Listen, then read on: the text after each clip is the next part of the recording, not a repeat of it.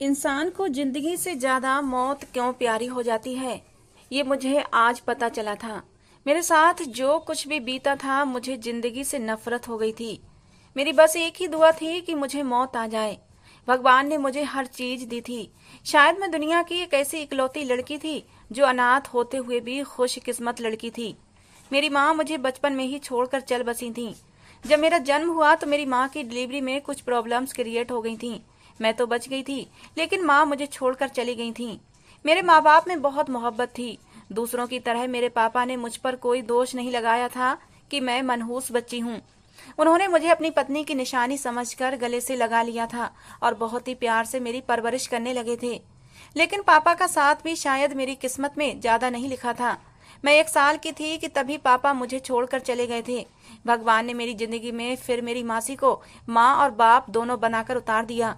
मेरी मासी विधवा थी, कोई बच्चा भी नहीं था। उन्होंने मुझे सीने से लगा लिया और अपना बच्चा समझकर पालने लगी। उन्होंने माँ और बाप मुझे दोनों का प्यार दिया। मुझे पता ही नहीं था कि मासी मेरी सगी माँ नहीं है। बचपन से उन्हें अपनी सगी माँ समझती आ रही थी। जब 15-16 साल की हुई तभी मासी ने मुझे हकीकत बताई थी। कहने लगी, तुम्हें ये सच्चाई पता होनी चाहिए। खैर, मुझे दुख तो हुआ था कि मेरे सगे माँ बाप नहीं थे, लेकिन मैंने इस बात को ज्यादा अपने ऊपर सवार नहीं किया था, क्योंकि मुझे तो भगवान ने माँ बाप के रूप में मासी को दे दिया था। मैं बहुत खुश थी। जिंदगी में किसी चीज की कोई कमी नहीं थी। मासी के पास पैसे की भी कोई कमी नहीं थी, क्योंकि उनके पति अच्छे खासे पैसे उनके लिए छोड़ गए थे। कुछ दुकानें थी जिनका किराया भी आ जाता था। गांव में कुछ जमीनें भी थी, उनके भी पैसे आते थे। मासी ने मेरी शादी भी एक बहुत ही अच्छे घराने में की थी। पति तो ऐसा जान छिड़कने वाला था कि मैं अपनी किस्मत पर जितना गर्व करती उतना कम था। लेकिन एक ऐसा हादसा जिसने मेरी जिंदगी उलट पुलट करके रख दी थी। मेरी शादी को सिर्फ 2 ही साल गुजरे थे। मेरा पति अनिकेत मुझसे बहुत प्यार करता था। उस दिन मैं अपनी मासी के घर रहने आई थी जब मेरे साथ यह हादसा हुआ था। जब से मेरी शादी हुई थी, अनिकेत मुझे मेरे मायके नहीं आने देते थे। जब भी मैं मायके जाने का नाम लेती तो अनिकेत मना कर देते। मासी का भी मैं इकलौता सहारा थी। हालांकि मेरी मासी खुश थी कि मैं इतने अच्छे भरे पूरे खुशहाल घराने में बिहाई गई हूँ। मेरा पति मुझ पर जान छिड़कता है। मासी के घर के 2 पोर्शन थे। एक पोर्शन मेरी मासी ने किराए पर दिया हुआ था। उनका कहना था, मैं एक अकेली जान इतने बड़े मकान का क्या करूंगी, इसलिए उन्होंने आधा पोर्शन किराए पर उठा दिया था। मेरी शादी के बाद मासी ने नीचे के पोर्शन में भी एक छोटा सा लॉन्ज, 2 कमरे और छोटा सा किचन अपने पास रखकर बीच में दीवार खड़ी करके नीचे वाला पोर्शन भी किराए पर चढ़ा दिया था। इधर मेरे पति अनिकेत का अपना खुद का कारोबार था, अपना घर था। मेरे सास ससुर कनाडा में मेरे देवर के पास रहते थे। इस घर में मैं अकेली ही रहती थी। पूरे घर पर मेरा राज था। जो मर्जी करती, जो मर्जी खाती पीती थी। मुझे कोई भी रोकने टोकने वाला नहीं था। मेरी शादी को 2 साल हो चुके थे, लेकिन मेरे कोई औलाद नहीं हुई थी। और फिर अनिकेत को भी बच्चे की कोई जल्दी नहीं थी। हम लोग अपनी लाइफ को खूब एंजॉय कर रहे थे। अनिकेत ने मुझे हर सुख सुविधा दे रखी थी। हर काम के लिए उन्होंने नौकरानी रखी हुई थी। मासी से बात करती तो उन्हें बस एक ही शिकवा होता कि कभी अपनी मासी का भी ख्याल कर लिया करो। तुम तो शादी के बाद सिर्फ अनिकेत की होकर रह गई हो। मैं कहती, मैं क्या करूं मासी, आपका दामाद मेरा पीछा ही नहीं छोड़ता। जब भी आपके पास रहने की बात करती हूँ तो नाराज होकर मुंह फुला लेता है। कहता है, बस मिलकर वापस आ जाया करो। तुम जानती हो कि तुम्हारे बगैर गुजारा नहीं होता। मुझे तो तुम्हारे बगैर अपनी कोई चीज मिलती ही नहीं है। एक चीज ढूंढूं तो दूसरी चीज गुम हो जाती है। तुम्हारे बगैर मैं ऑफिस जाने के लिए भी तैयार नहीं हो पाता हूँ। अनिकेत ऐसा ही था, मुझ पर जान छिड़कने वाला। जब भी मैं मायके की बात करती, मुझे अपनी बाहों में समेट लेता और कहता, मत जाओ ना यार, दिल नहीं लगता तुम्हारे बगैर। तुम्हारे बगैर ये घर सूना सूना लगता है, काट खाने को दौड़ता है। ये जो कुछ घंटे ही तुम अपनी मासी के घर गुजार कर आती हो, यही बहुत है। मैं अनिकेत की मोहब्बत पाकर बहुत खुश थी। शायद खुशनसीब लोगों को ही ऐसे पति मिलते हैं जैसा मुझे मिला था। मेरी मासी भी अनिकेत से बहुत खुश थी। कहती थी कि मैं तो बहुत ही खुशनसीब हूँ कि मुझे इतना अच्छा दामाद मिला है। अगर मैं मायके चली गई तो अनिकेत शाम को ही मुझे लेने आ जाते थे। मेरी मासी के साथ खूब हंसी मजाक करते। हम एक साथ मिलकर खाना खाते, हंसते और बातें करते। फिर वो शाम को ही मुझे अपने साथ वापस ले आते। मैं एक खुशहाल जिंदगी गुजार रही थी। लेकिन एक बार मेरे साथ जो हुआ उसने मेरी जिंदगी को दुखों से भर दिया था। पिछले 4 दिन से मैं मासी को फोन कर रही थी, लेकिन वो फोन नहीं उठा रही थी। आज से पहले कभी ऐसा नहीं हुआ था कि मेरी मासी ने मेरा फोन ना उठाया हो। अगर वो काम में बिजी होती थीं तब भी कुछ देर बाद मुझे कॉल करती थीं, लेकिन इस बार तो उन्होंने कॉल भी बैक नहीं की थी। मुझे परेशान देखकर अनिकेत पूछने लगे, क्या हुआ है? मैंने कहा, मासी फोन नहीं उठा रही, मुझे बहुत टेंशन हो रही है। उन्होंने अपने फोन से भी मासी को कॉल की, लेकिन फोन नहीं उठा। रात के 12 बजे मेरे नंबर पर मासी के किराएदार की कॉल आई थी। कोई लड़का था। कहने लगा, क्या आप किरण बात कर रही हैं? मैंने कहा, जी हाँ, मैं किरण बात कर रही हूँ। आप कौन हैं? वो कहने लगा, मैं आपका किराएदार हूँ और आपकी मासी की तबीयत बहुत ज्यादा खराब हो गई है। मैं उन्हें अस्पताल लेकर आया हूँ। वो बेहोशी में भी बार बार आपको ही पुकार रही थी। ये सुनना था कि मेरी चीख निकल गई थी। अनिकेत मेरे बराबर ही सो रहे थे। मेरी चीख सुनकर वो भी हड़बड़ाकर उठ बैठे। मैं तो एकदम पागल सी हो गई थी।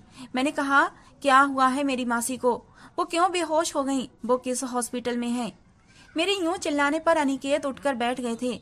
मैं रोने लगी। अनिकेत ने मेरे हाथ से फोन लिया और उस लड़के से खुद बात करने लगे। मैंने कहा, मुझे अभी अपनी मासी के पास जाना है। मैं बस रोए जा रही थी।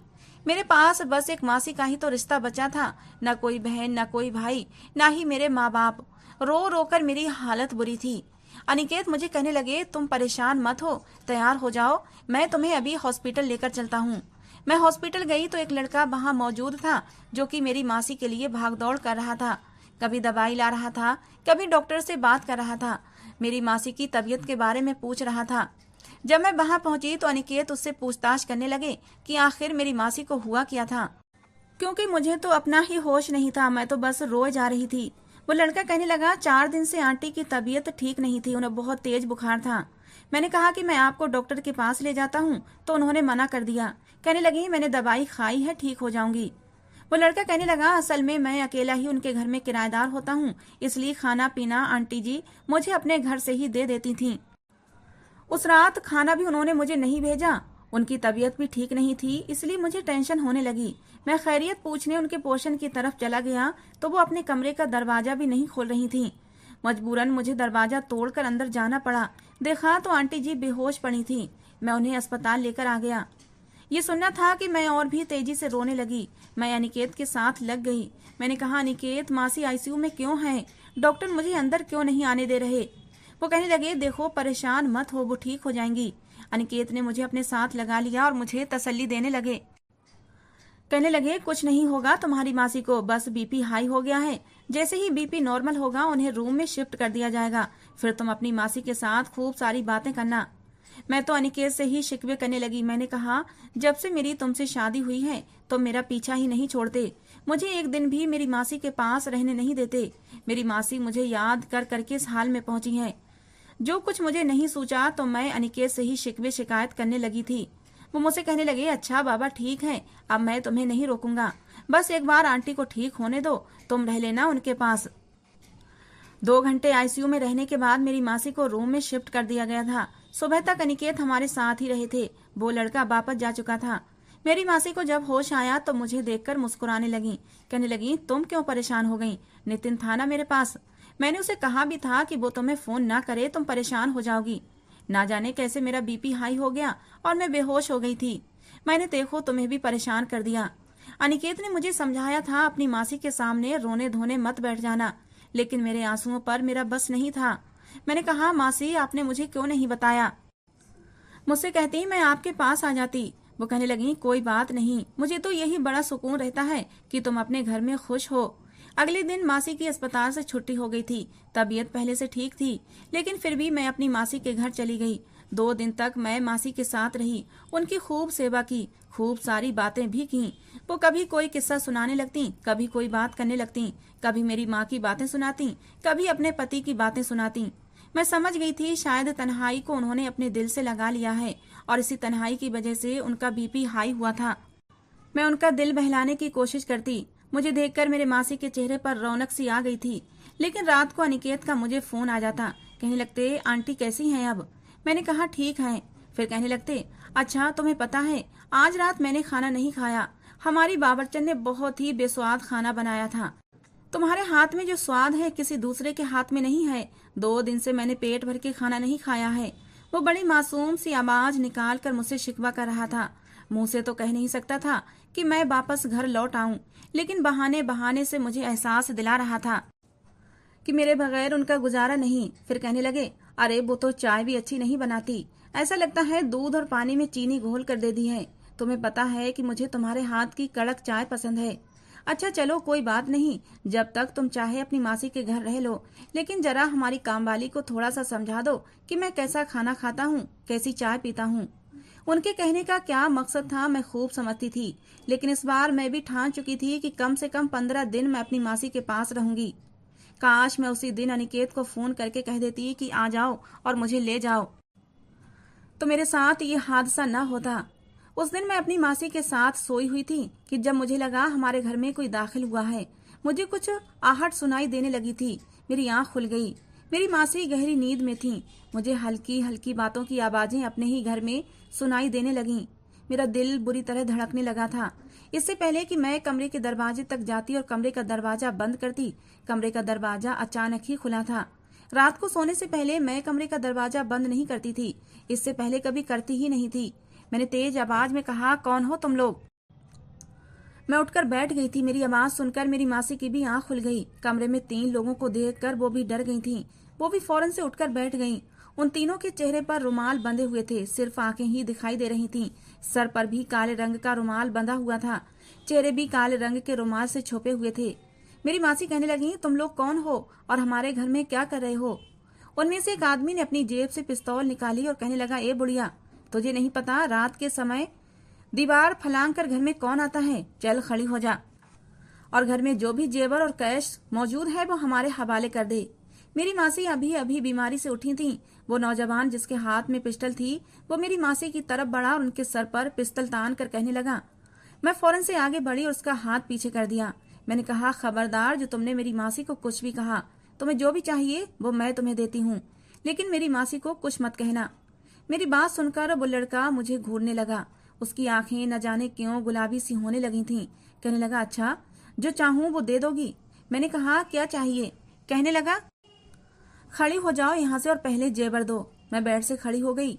दोनों नौजवान भी अपनी जेबों से पिस्टल निकाल चुके थे। मैंने अलमारी की चाबी दराज से निकाली और उस लड़के की तरफ उछाल दी। मैंने कहा, अलमारी में जेवर और पैसे पड़े हैं, निकालो और चलते बनो यहाँ से। मेरी बात सुनकर उस लड़के ने चाबी अपने साथियों की तरफ उछाल दी। कहने लगा, अलमारी में जो कुछ भी है उसे जल्दी से समेट लो। फिर धीरे से बढ़ता हुआ मेरे करीब आने लगा। मेरी मासी डर के मारे थर थर कांप रही थीं। शायद उन्हें भी कुछ गलत हो जाने का अंदेशा था। मैं अपनी मासी के साथ खड़ी उन्हें तसल्ली देने लगी। वो लड़का मेरे करीब आ चुका था। कहने लगा, चलो मेरे साथ। मैंने कहा, घर में सिर्फ 2 ही कमरे हैं और जो कुछ भी है वो इसी अलमारी में है। दूसरे कमरे में कुछ भी नहीं है। अगर तुम चाहो तो जाकर तलाशी ले सकते हो। मेरी बात सुनकर उसने मेरा हाथ पकड़ा और मुझे दूसरे कमरे में ले जाने लगा। ये देखकर मेरी मासी बुरी तरह घबराई थी। कहने लगी, मेरी बच्ची को कहाँ लेकर जा रहे हो? मेरी मासी मेरी तरफ बढ़ी तो उस लड़के ने पिस्तल से मेरी मासी को पीछे हटने का इशारा किया। कहने लगा, ए बुढ़िया, एक कदम भी आगे बढ़ाया तो ढेर कर दूंगा। मैं उससे अपना हाथ छुड़ाने लगी थी। मैंने कहा, मुझे छोड़ो, दूसरे कमरे में तुम्हें कुछ भी नहीं मिलेगा, जो कुछ भी है इसी कमरे में मिलेगा। उसने मुझसे खुद से करीब कर लिया। कहने लगा, तुम तो हो ना? ये सुनकर तो मुझे लगा जैसे किसी ने मेरे पांव के नीचे से जमीन खींच ली हो। मेरी मासी के चेहरे की रंगत भी सफेद पड़ी थी। वो उस लड़के से कहने लगी, भगवान के लिए मेरी बच्ची को कुछ मत करना, जो तुम्हें चाहिए हम तुम्हें दे तो रहे हैं। लेकिन वो लड़का मुझे घसीटते हुए दूसरे कमरे में ले गया। मेरी मासी मेरे पीछे लपकी तो दूसरे लड़कों ने उनका हाथ पकड़ लिया। मैं उस लड़के से अपना हाथ छुड़वाने लगी। मैंने कहा, मुझे छोड़ो वरना बहुत पछताओगे। कहने लगा, अच्छा, क्या बिगाड़ लोगी तुम मेरा? ये कहते हुए वो मुझे दूसरे कमरे में ले आया। कमरे में लाकर उसने दरवाजा बंद किया और कुंडी लगाकर मुझे बेड पर पटका और अपनी शर्ट के बटन खोलने लगा। ये देखकर तो मेरी सांसें अटक गई थीं। मैंने साइड टेबल पर रखे गुलदान को उठाया और उसके सर पर वार करना चाहा, लेकिन उसने मेरा हाथ पकड़ लिया। शायद बहुत तेज लड़का था। उसने मेरी कलाई पकड़ी और जोर से दबा दी। फिर मेरे हाथ से गुलदान पकड़कर जमीन पर फेंक दिया। कहने लगा, तुम जितना अपने आप को बचाओगी मेरा जुनून उतना ही बढ़ता जाएगा। अगर मुझे ज्यादा गुस्सा आ गया तो तुम मेरे गुस्से को सह नहीं पाओगी। उसने बड़ी तेजी से मेरे गले से दुपट्टा उतार कर दूर किया था। मुझे बेड पर धकेला। मैं चीख चिल्ला रही थी, बचाओ बचाओ कहने लगी तो उसने मेरे मुंह पर हाथ रख दिया और मेरी आवाज बंद कर दी। फिर अपनी जेब से टेप निकाल कर मेरे मुंह पर चिपका दी। वो टेप ऐसी थी कि मेरे मुंह से बुरी तरह चिपक चुकी थी। मेरे दोनों हाथ उसने दुपट्टे से बांध दिए। उसके बाद वो मेरे करीब से करीब होता चला गया। उसने मुझे बर्बाद कर दिया था। पूरी रात उसने मुझे अपनी हवस का निशाना बनाया था। मेरी आंखों से आंसू बह रहे थे। मेरे मुंह पर अब भी टेप लगी हुई थी। रात के 1 बजे उस लड़के ने मुझे अपनी बाहों में भरा था और मेरे साथ जुल्म किया था। उसके बाद भी उस लड़के ने मुझे अपनी बाहों से निकलने नहीं दिया था। मुझे अपने करीब लगाए यूं सो रहा था जैसे मैं उसकी पत्नी थी और वो मेरा पति था। मैं निकलने की कोशिश करती तो दोबारा मुझे अपनी बाहों में भरकर अपनी तरफ खींच लेता। मुझे घिन महसूस हो रही थी, उस लड़के से नफरत हो रही थी, लेकिन मैं चाह कर भी उसकी बाहों से निकल नहीं पा रही थी। जैसे ही घड़ी ने 5 बजाए उस लड़के ने मुझे छोड़ दिया था और कमरे से बाहर चला गया।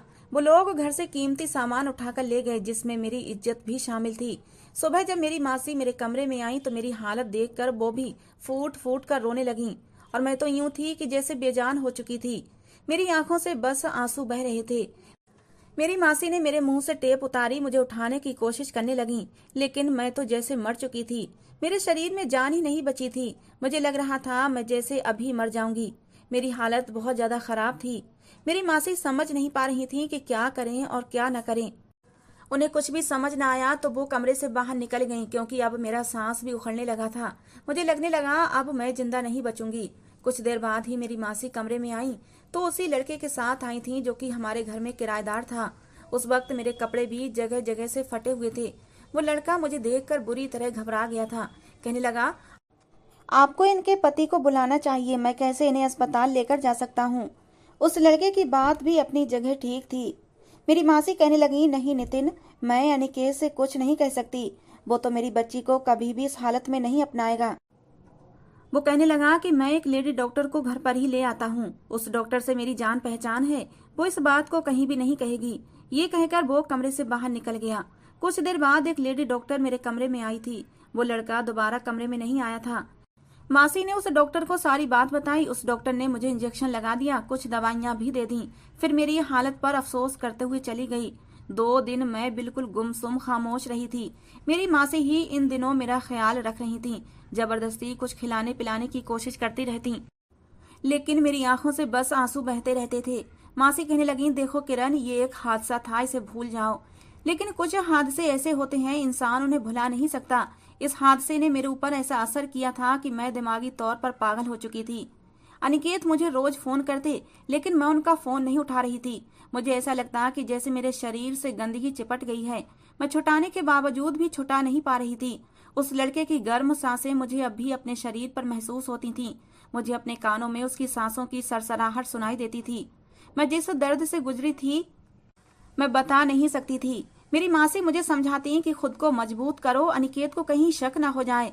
मैंने कहा, मासी वो ऐसा नहीं है, मुझसे बहुत मोहब्बत करता है, वो मुझे किसी हाल में नहीं छोड़ेगा। ये एक हादसा है, इसलिए इसमें मेरा कोई कसूर नहीं है और ना ही वो घटिया मर्दों में से है। उसने मुझसे बहुत मोहब्बत की है, वो मेरे बगैर नहीं रह सकता, इसलिए वो मेरी तकलीफ को समझेगा। जब मैंने अनिकेत का कॉल नहीं उठाया तो 2 दिन बाद वो मुझे लेने के लिए आ गया। मेरी हालत देखकर कहने लगा, तुम्हें क्या हुआ है? तुम्हारा चेहरा पीला क्यों पड़ गया है? मासी कहने लगी कि इसको बुखार हो गया था। साथ ही मासी ने मेरी तरफ आंखों ही आंखों में इशारा कर दिया कि अपने पति को कुछ भी मत बताना। खैर, मैं अनिकेत के साथ घर चली आई, लेकिन मैं अभी खामोश ही थी। अनिकेत कहने लगे, यार तुम इतनी चुप चुप क्यों हो? मैंने पहले ही 4 दिन बड़ी मुश्किल से इस घर में इतनी खामोशी में काटे हैं। मुझे तो लगा था तुम घर आओगी तो मेरे कान खा जाओगी, तुम्हारे पास ढेर सारी बातें होंगी और मैं खामोशी से तुम्हारी सारी बातें सुनूंगा। लेकिन जब से आई हो एकदम चुप का लड्डू मुंह में डाले खामोश बैठी हो। अनिकेत ठीक कह रहे थे। मैं जब भी अपनी मासी के घर से आती तो बातें कर करके अनिकेत के कान खा जाती थी। मेरे पास ना जाने कहाँ कहाँ की बातें इकट्ठी हो जाती थीं। मुझे चुप रहने की आदत ही नहीं थी और ना ही मेरी आदत थी अनिकेत से कुछ भी छिपाने की। मैं अनिकेत से सारी बातें शेयर करती थी, लेकिन मेरी चुप नहीं टूटी तो अनिकेत मेरे करीब होने लगे। कहने लगे, मुझे तुम्हारी इतनी आदत हो चुकी है कि तुम्हारे बगैर एक दिन भी काटना मुश्किल हो गया था। अगर तुम्हारी मासी बीमार न होती, कसम से तुम्हें जाने ही न देता। ये कहते हुए उन्होंने मेरे दुपट्टे को उतार कर बेड पर रख दिया और मुझे अपनी बाहों में भरकर मेरे साथ शरारत करने लगे। मेरी आंखों से लेकिन आंसू बहने लगे थे अनिकेत की इतनी मोहब्बत पाकर। मैं अपने आप पर बर्दाश्त नहीं कर पाई और रोने लगी। मुझे रोता देखकर अनिकेत हैरान हुए थे। फौरन से मुझसे अलग हुए कहने लगे, क्या बात है किरण, तुम मुझे परेशान लग रही हो, मुझे बताओ तो सही। मैं अनिकेत के साथ लगकर और भी फूट फूट कर रोने लगी। उसने मुझे अपनी बाहों में समेट लिया और मुझे तसल्ली देने लगे। मैंने रोते रोते अनिकेत को सब कुछ बता दिया। जैसे ही मेरी हकीकत अनिकेत ने सुनी, उसकी पकड़ मेरी कमर पर ढीली होती गई थी। फौरन से वो मुझसे पीछे हटे थे, मुझे खुद से अलग कर दिया। मुझे अविश्वास से देखने लगे, कहने लगे, तुम झूठ बोल रही हो, तुम्हारे साथ ऐसा नहीं हो सकता, तुम सिर्फ मेरी हो। मैं रोए जा रही थी। मेरी आंखों में बहते आंसू इस बात की गवाही दे रहे थे कि मैं झूठ नहीं बोल रही थी। अनिकेत ने मुझे झटके से दूर किया था। वो एक अजीब उलझन का शिकार थे। कहने लगे, किरण, मैं ये बर्दाश्त ही नहीं कर सकता कि तुम्हें मेरे अलावा कोई और भी छुए। तुम जानती हो ना मेरी मोहब्बत को, मेरी आदत को। तुम जानती हो ना मैं इस्तेमाल की हुई चीजें कभी भी बर्दाश्त नहीं कर सकता और ना ही मैं उन्हें दोबारा इस्तेमाल करता हूँ। ये सुनकर मैंने हैरत से अनिकेत को देखा था। मैंने कहा, अनिकेत, ये एक हादसा था, मेरा इसमें कोई दोष नहीं था। वो मेरे पास आया, अपने हाथ से मेरे चेहरे को पकड़कर कहने लगा, तुम्हारा दोष था किरण, तुम यहाँ से क्यों गई थी? फिर कहने लगा, मैं तुम्हारे साथ एक रात भी गुजार नहीं सकता, मैं तुम्हें बर्दाश्त ही नहीं कर सकता। कैसे बर्दाश्त कर सकता हूँ? तुम पूरी रात किसी और की बाहों में सोई हो। मैं हक्का बक्का खड़ी थी। मैं उसकी विनती करने लगी, अनिकेत, मेरा कोई दोष नहीं है, मुझे क्यों सजा दे रहे हो? मैं तुम्हारी मोहब्बत के सहारे जिंदा थी। मुझे तुम्हारी मोहब्बत पर विश्वास था कि तुम मुझे कभी भी छोड़ नहीं सकते, तुम मेरी तकलीफ को समझ सकते हो। लेकिन वो कहने लगा, मैं इतना बड़ा दिल नहीं रखता। वो मुझे कमरे में छोड़कर चला गया और दूसरे कमरे में जाकर सो गया। मुझे पूरी रात नींद नहीं आई थी। सुबह जब मैं बाहर निकली तो वो मुझे लॉन्ज के सोफे पर अपना सर पकड़े बैठा दिखा था। मैं उसके पास आ गई, लेकिन जैसे ही उसके पास बैठी वो एकदम से पीछे हटा था, जैसे मैं कोई गंदी चीज हूँ और मेरी गंदगी उसे भी लग जाएगी। कहने लगा, किरण, तुम वापस अपनी मासी के घर चली जाओ, मैं तुम्हें एक मिनट भी अपने साथ बर्दाश्त नहीं कर सकता। मैंने कहा, अनिकेत, मेरा क्या दोष है? कम से कम मुझे मेरा दोष बता दो। मैं तुम्हारे बगैर नहीं रह सकती और तुम भी तो मुझसे कितनी मोहब्बत करते हो, क्या तुम मेरे बगैर रह सकते हो? अनिकेत ने मुझे देखा तो उसकी आंखें लाल हो रही थीं। कहने लगा, रह लूंगा तुम्हारे बगैर, लेकिन अब तुम्हारे साथ नहीं रह सकता। मैं इस दर्द को नहीं सह पाऊंगा कि मेरी पत्नी के साथ किसी और ने रात गुजारी है, उसे इस्तेमाल किया है। मैं तुम्हें अब छू भी नहीं सकता। भलाई इसी में है कि मुझे और मुसीबत में मत डालो। वो बहुत गुस्से में था, मेरी कोई भी बात नहीं सुन रहा था। मैं वापस अपनी मासी के घर आ गई। मुझे लगा शायद मैं घर पर नहीं होंगी तो उसे मेरी कमी का एहसास होगा, उसे एहसास हो जाएगा। लेकिन दूसरे दिन ही उसने मुझे तलाकनामा भेज दिया। मेरे सर पर तो कयामत टूट पड़ी थी। मैं रोए जा रही थी। मासी मुझसे कहने लगी, मैंने तुम्हें कहा था कि कभी भी अनिकेत को सच मत बताना। पति कभी भी ऐसी बातें अपनी पत्नी के लिए बर्दाश्त नहीं करते। मैं जितना भी रोती उतना कम था। मेरा भरोसा टूट गया था। मैं बहुत ज्यादा डिप्रेशन में रहने लगी थी। मासी भी बीमार हो गई थी। ऐसे समय में नितिन ही था जो मेरी मासी का ख्याल रखता था। हमारे घर उसका आना जाना लगा रहता था। एक दिन मासी मुझसे कहने लगी, तुम नितिन से शादी कर लो। ये सुनकर मैंने अपनी मासी को अविश्वास से देखा था। मैंने कहा, मासी, मैं ऐसा क्यों करूं? अनिकेत के अलावा मैं किसी और के बारे में सोच भी नहीं सकती। और जो कुछ अनिकेत ने मेरे साथ किया है, मेरा तो विश्वास ही उठ गया है। बिना कसूर के उसने मुझे सजा दी है। जब मेरा पति मुझे स्वीकार नहीं कर पाया तो ये अनजान लड़का मुझे क्यों स्वीकार करेगा? मासी कहने लगी, नितिन ने खुद कहा है कि वो तुमसे शादी करना चाहता है, क्योंकि उसे पता है जो कुछ हुआ उसमें तुम्हारी कोई गलती नहीं थी। उसने वादा किया है कि तुम्हें कभी भी इस बात का ताना नहीं देगा। देखो बेटा, मैं बीमार रहती हूँ, मेरी जिंदगी का कोई भरोसा नहीं है। मैं नहीं चाहती कि तुम्हें बेसहारा छोड़कर इस दुनिया से जाऊं। मेरी मासी मेरे सामने हाथ जोड़ने लगी, रोने लगी। मैं शादी नहीं करना चाहती थी। मैं बहुत बुरी तरह टूटी हुई थी, लेकिन मासी की इतनी विनती करने पर मैं इनकार नहीं कर सकी। बड़ी सादगी से मेरी शादी नितिन से हुई थी। बड़ी खामोशी से मैं उसके कमरे में बैठी थी। मैं अब तक समझ नहीं पा रही थी कि इस आदमी ने मुझे स्वीकार कैसे कर लिया। 2 साल का साथ था मेरा और अनिकेत का। कितनी मोहब्बत करता था वो मुझे, लेकिन फिर भी उसने मुझे इस हादसे के बाद अपनाने से मना कर दिया। लेकिन नितिन ने मुझे अपना लिया, वो तो मुझे जानता भी नहीं था। फिर भी उसने मेरी इस कड़वी हकीकत के साथ कैसे मुझे स्वीकार कर लिया? मेरी मासी ने जरूर उसके सामने विनती की होगी कि वो मुझे अपना ले। और फिर हमारे घर का किराएदार था। हो सकता है घर के लालच में उसने मुझसे शादी कर ली हो। जैसे ही कमरे का दरवाजा खुला, मेरा दिल किसी ने मुट्ठी में लिया था। एक औरत के लिए शायद ये तकलीफ बहुत बड़ी होती है। कभी भी औरत ये नहीं चाहती कि उसकी जिंदगी में उसके पति के अलावा कोई दूसरा मर्द आए, और वो भी इस हादसे के बाद। मेरे लिए किसी दूसरे मर्द को अपनाना बहुत मुश्किल हो रहा था।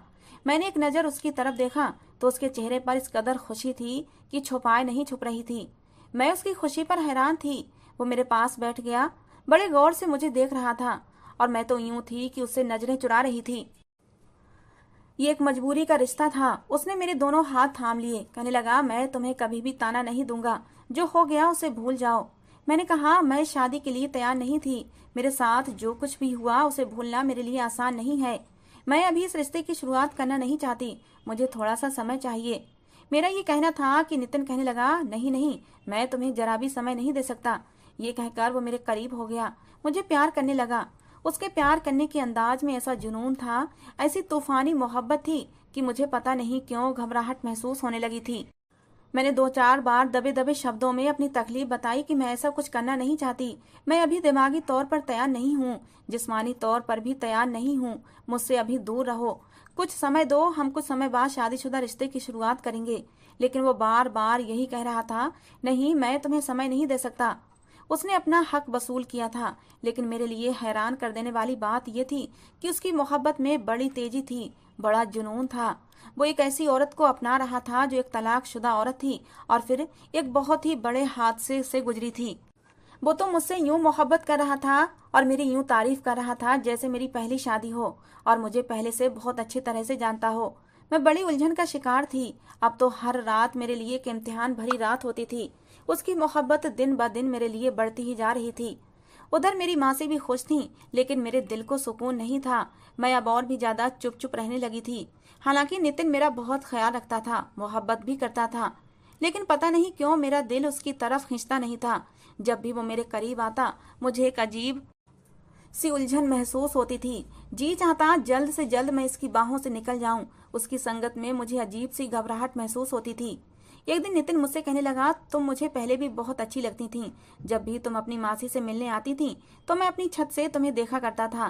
तुम्हारा पति तो बिल्कुल भी तुम्हारे साथ अच्छा नहीं लगता। पता नहीं तुम्हें उसमें क्या नजर आया कि तुमने उससे शादी कर ली। नितिन के मुंह से अनिकेत के बारे में ये बात सुनकर पता नहीं क्यों मुझे बुरा लगा था। मैंने कहा, नितिन प्लीज, मैं उसके बारे में कोई भी बात सुनना नहीं चाहती। मेरे गुस्से को महसूस करके वो कहने लगा, तकलीफ हो रही है तुम्हें उस आदमी के लिए जिसने तुम्हें तुम्हारे मुश्किल समय में अपनाया नहीं, बल्कि मैंने तुम्हें अपनाया। तुम्हें तो मेरा धन्यवाद करना चाहिए। मैंने एक तीखी नजर उसे देखा था। मैंने कहा, आपने कहा था आप मुझे कभी भी इस बात का ताना नहीं देंगे। अगर ऐसा ही था तो बेशक ना अपनाते। ये कहकर मैं अपने कमरे में चली गई। कुछ देर बाद ही वो कमरे में आया तो मुझसे माफी मांगने लगा। कहने लगा, मैं तुम्हारी नाराजगी बर्दाश्त नहीं कर सकता। I am sorry. मैं उससे बात नहीं कर रही थी। मुझे कभी वो अच्छा लगा ही नहीं था। उससे शादी सिर्फ मेरी मजबूरी थी। लेकिन मेरे खामोश रहने पर वो कहने लगा, बात क्यों नहीं कर रही हो मुझसे? देखो, मुझसे नाराज मत रहो, मुझसे बात करो। मैं तुम्हारी नाराजगी सह नहीं सकता। एक अजीब सा जुनून उस पर सवार होने लगा था। ऐसा लग रहा था जैसे उस पर पागलपन का दौरा सा पड़ने लगा है। वो बार बार मेरे दोनों हाथ पकड़कर चूमने लगता। कभी मुझे अपनी बाहों में भरने लगता, कभी मेरे माथे को चूमता, कभी मुझे झिझोड़ने लगता। कहने लगता, मुझसे दूर मत हो जाना, मुझे माफ कर दो, मुझसे बात करो, मैं तुमसे बहुत मोहब्बत करता हूँ। तुम्हें नहीं पता तुम्हें पाने के लिए मैंने क्या कुछ नहीं किया है। उसकी बात सुनकर मेरा दिल धक से हुआ था।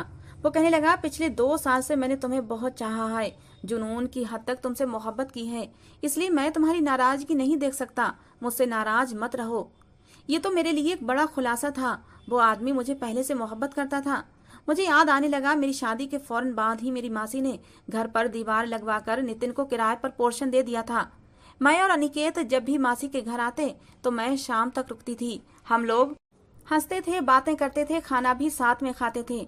शायद वो मुझे अपनी छत से देखता रहता था। 1-2 बार मेरी उस पर नजर भी पड़ी थी, लेकिन उस समय मैंने इस बात को ज्यादा सीरियस नहीं लिया था। मैंने नितिन को खुद से दूर हटाने के लिए उसे कह दिया, ठीक है, मैं तुमसे नाराज नहीं हूँ। मेरी बात सुनकर वो खुश हो गया था और फिर खुशी खुशी मेरे माथे को चूम कर कमरे से बाहर चला गया। लेकिन पता नहीं क्यों मैं बहुत बड़ी उलझन का शिकार थी। एक दिन मैं रात को कमरे में सो रही थी। नितिन भी मेरे बराबर में बेखबर सो रहा था कि तभी फोन की घंटी बजी। फोन की घंटी बहुत ही स्लो थी, इसलिए घंटी की आवाज से नितिन की आंख नहीं खुली थी, लेकिन मैं कच्ची नींद में थी और जाग गई थी। मैंने फोन उठाया, शायद उसके किसी दोस्त का कॉल था। इससे पहले मैं हेलो कहती या कुछ और बात करती या उसे बताती कि नितिन सो रहा है। सामने वाला कहने लगा, रात का क्या प्रोग्राम है? तुमने तो जब से अपनी मोहब्बत को पाया है हमें भूल गए हो। देखो, इस तरह घर नहीं चलेगा। पिछले 4 महीने से तुमने हमारे साथ एक भी डकैती नहीं की है। तुम्हारे कहने पर हमने तुम्हारे पड़ोस में डाका डाला। तुम्हें उस लड़की से मोहब्बत थी, तुमने उसे उस रात पा भी लिया, उसे बर्बाद कर दिया जिससे कि उसका पति उसे छोड़कर चला जाए और तुम उससे शादी कर लो। तुम्हारा मकसद तो पूरा हो गया, तुमने उस लड़की से शादी भी कर ली, लेकिन तुमने तो हमें मुंह लगाना ही छोड़ दिया।